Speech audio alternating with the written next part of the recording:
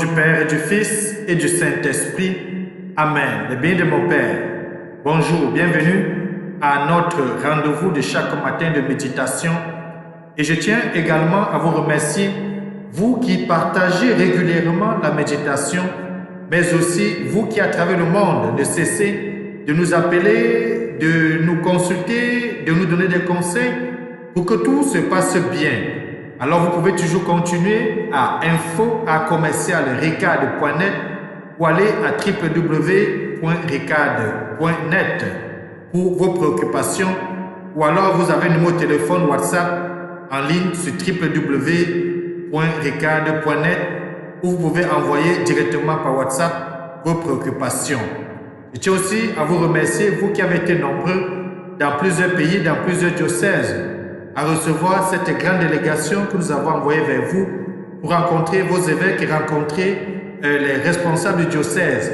Merci beaucoup pour ces évêques qui ont ouvert les portes, qui ont reçu nos émissaires, et vous aussi les chanceliers qui avez facilité la tâche. Que le Seigneur vous bénisse. Nous allons continuer toujours ainsi à avoir ces relations étroites avec vous à travers le monde entier.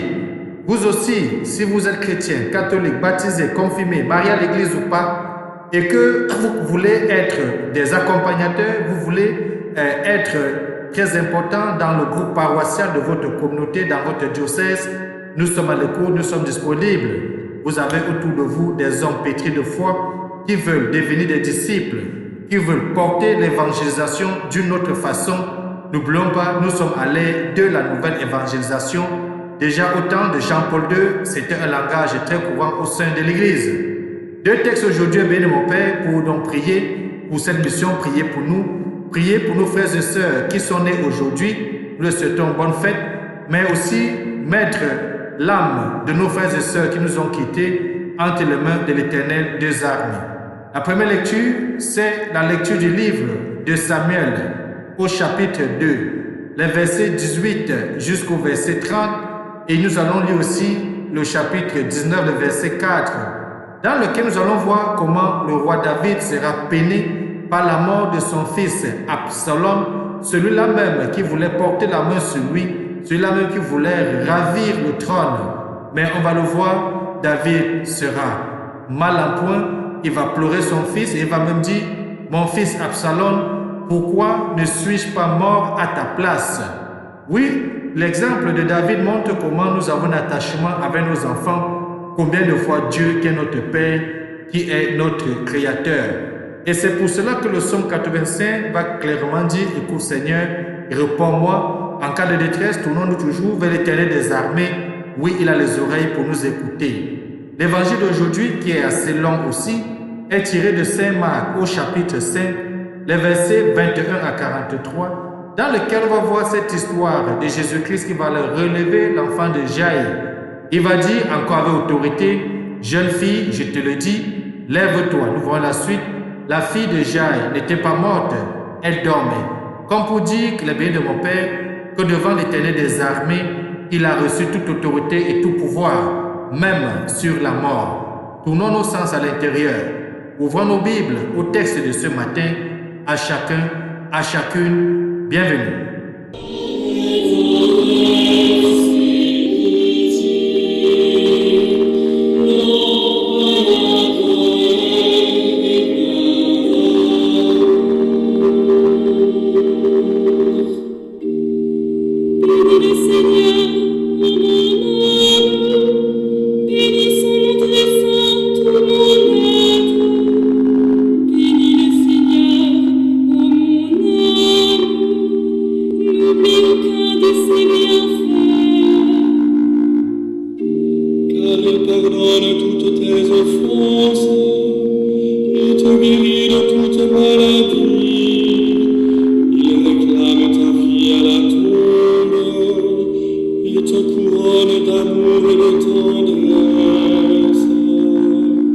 Prions. Dieu Tout-Puissant, force de ceux et celles qui espèrent en toi, sois favorable à nos appels. Puisque l'homme est fragile et que sans toi il ne peut rien, donne-nous toujours le secours de ta grâce. Ainsi nous pourrons, en observant tes commandements, vouloir réagir de manière à répondre à ton amour. Nous t'avons prié par Jésus ton Fils, lui qui vit avec toi, Dieu, pour des siècles et des siècles. Amen. Ouvrons les bénis de mon Père, nos textes bibliques pour la méditation de ce matin. Bonne méditation. Alléluia.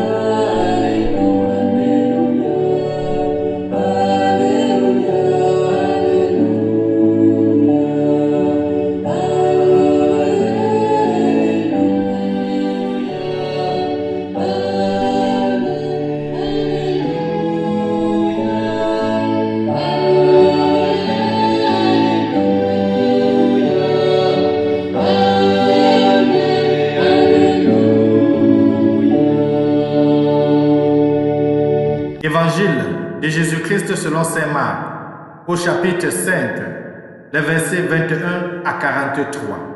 En ce temps-là, Jésus regagna en barque l'autre rive, et une grande foule s'assembla autour de lui. Il était au bord de la mer. Arrive un des chefs de synagogue nommé Jaïr. Voyant Jésus, il tombe à ses pieds et le supplie instamment. « Ma fille, encore si jeune, est à la dernière extrémité.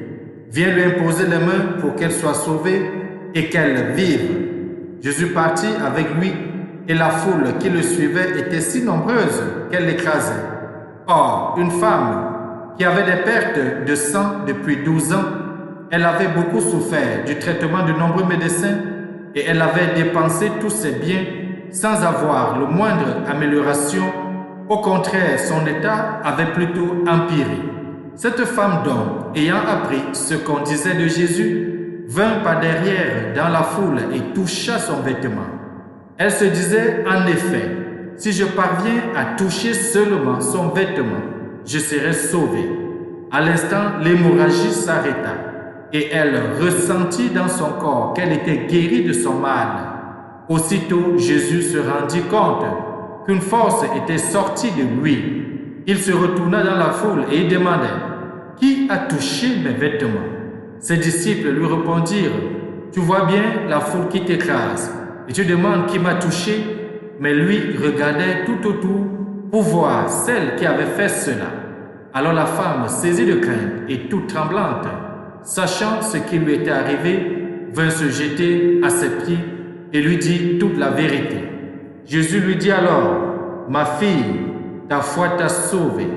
Va en paix et sois guérie de ton mal. » Comme il parlait encore, des gens arrivent de la maison de Jaïr, le chef de synagogue, pour dire à celui-ci « Ta fille vient de mourir. À quoi bon déranger encore le maître ?» Jésus, reprenant ces mots, dit au chef de synagogue « Ne crains pas, crois seulement. » Il ne laissa personne l'accompagner, sauf Pierre, Jacques et Jean, le frère de Jacques. Ils arrivent à la maison du chef de synagogue. Jésus voit l'agitation et les gens qui pleurent et poussent de grands cris. Il entre et leur dit « Pourquoi cette agitation et ces pleurs? L'enfant n'est pas morte, elle dort. » Mais on se moquait de lui. Alors il met tout le monde dehors, prend avec lui le père et la mère de l'enfant et ceux qui étaient avec lui, puis il pénètre là où reposait l'enfant. Il saisit la main de l'enfant et lui dit « Talitha koum », ce qui signifie « Jeune fille, je te le dis, lève-toi ». Aussitôt, la jeune fille se leva et se mit à marcher. Elle avait en effet 12 ans. Elles furent frappées d'une grande stupeur et Jésus leur ordonna fermement de ne le faire savoir à personne. Puis il leur dit de la faire manger. Acclamons la parole de Dieu. Louange à toi, Seigneur Jésus-Christ. La béni de mon Père, dans le texte que nous venons d'écouter, Jésus dit, jeune fille, je te le dis, lève-toi. Avec autorité, une fois de plus, nous voyons notre Seigneur à l'œuvre.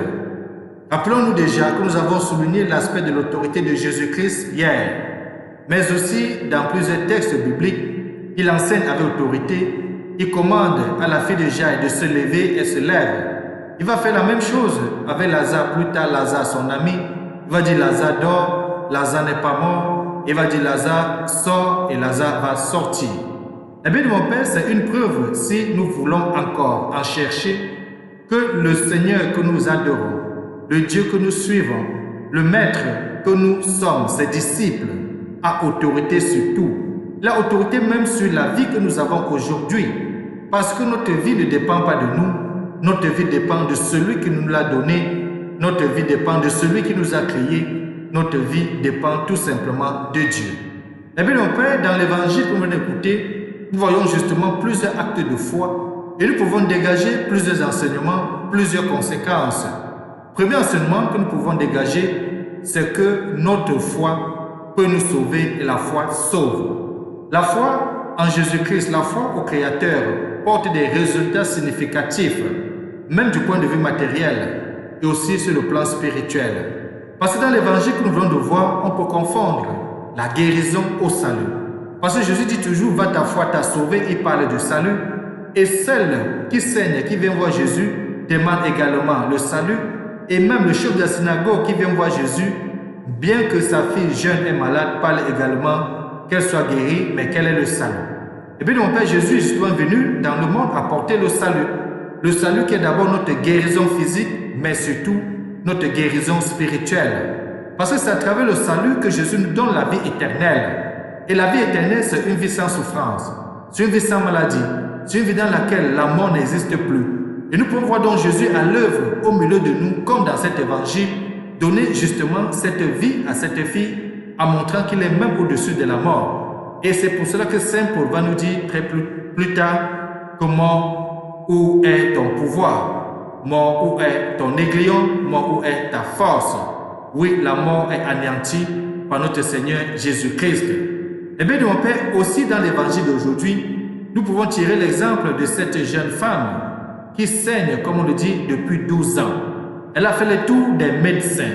Elle en a dépensé de son argent. Mais l'hémorragie l'habitait toujours. Mais il a fallu un geste banal, mais surtout un geste de foi, toucher Jésus-Christ, toucher la frange des vêtements de Jésus-Christ pour être guéri.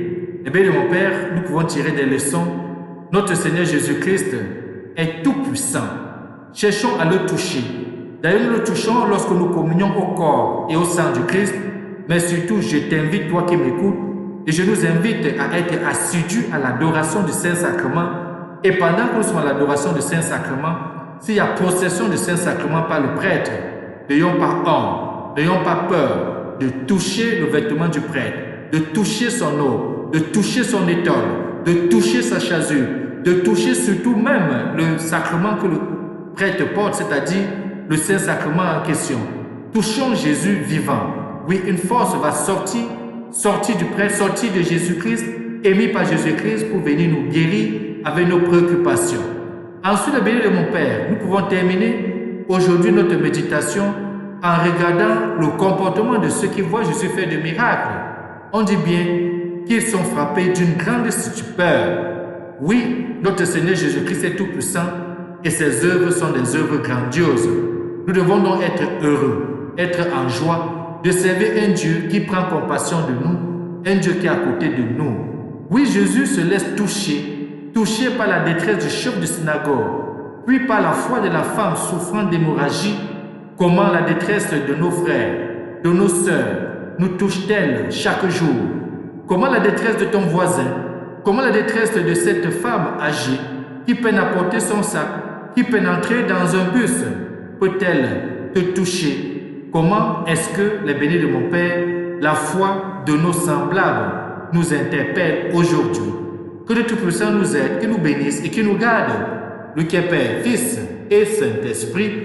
Amen. Bonne journée.